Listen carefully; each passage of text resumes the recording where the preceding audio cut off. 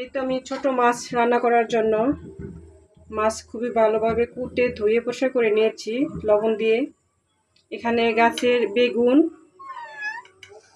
ছোট করে কেটে নিয়েছি, আলু, এখানে গাছের কাঁচামরিচ গাছ থেকে পেড়ে আনছি, ধনেপাতা দিয়ে রান্না করে নেব। এখন পেঁয়াজ দিয়ে দিব তেলের মধ্যে, ভালোভাবে কষিয়ে রান্না করে নেব।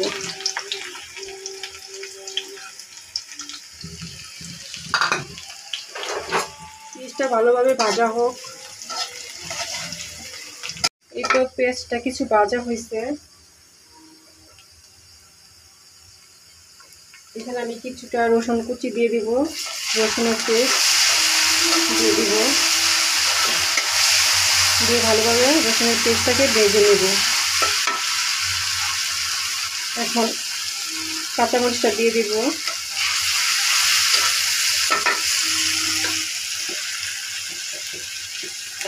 এখন আমি রাঁধুনি মশলাটা দিয়ে দিব, রাঁধুনি মশলার গুঁড়াটা দিয়ে দিব, এখানে হলুদ দিয়ে দিব, মরিচের গুঁড়ো দিয়ে দিব,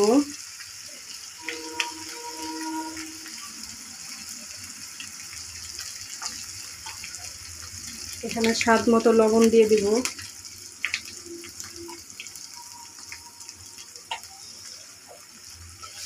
মশলাটাকে একটু ভেজে নেব, পানি দিয়ে ভালোভাবে কষিয়ে নেব।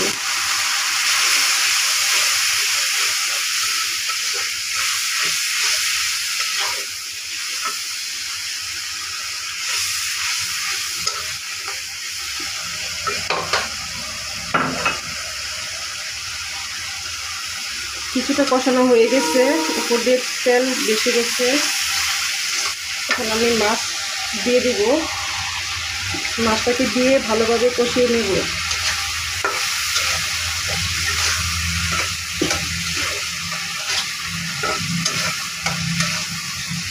মাছটাকে একটু ডেকে দিব, ডেকে দিয়ে ভালোভাবে কষিয়ে নেব।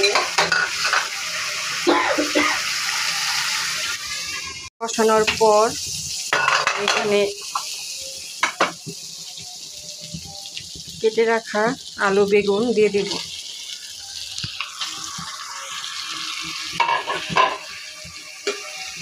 দিয়ে ভালোভাবে কষিয়ে নেব।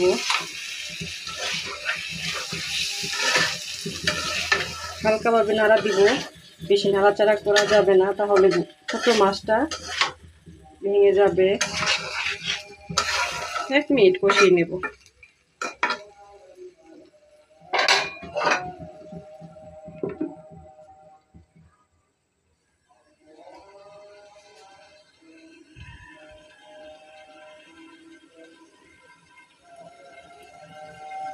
আমাদের মিমি অনেক দুষ্টামি করতেছে রান্নাঘরে।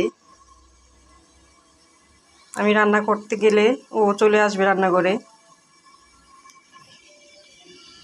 এই তো আমার সবজি কষানো হয়ে গেছে, এখন আমি ঝোল দিয়ে দিব পরিমাণ মতো, বেশি ঝোল দিব না, মাখা মাখা যেন থাকে সেভাবে দিব।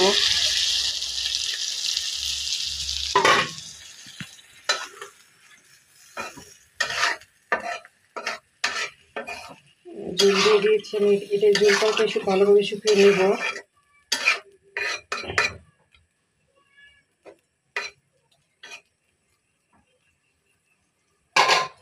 ভালোভাবে রান্না করে নেব, ঝোলটাকে রাখবো না, শুকিয়ে নেব।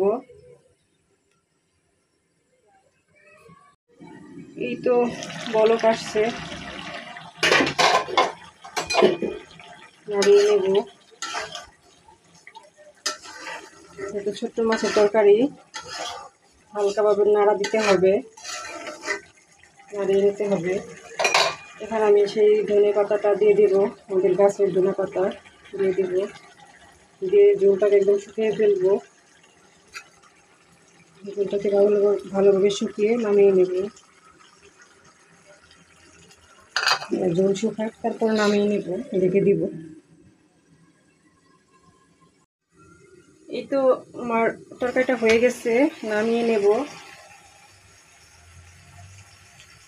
মাশাআল্লাহ, কতটা সুন্দর দেখা যেতেছে, অনেক সুন্দর একটি গ্রান।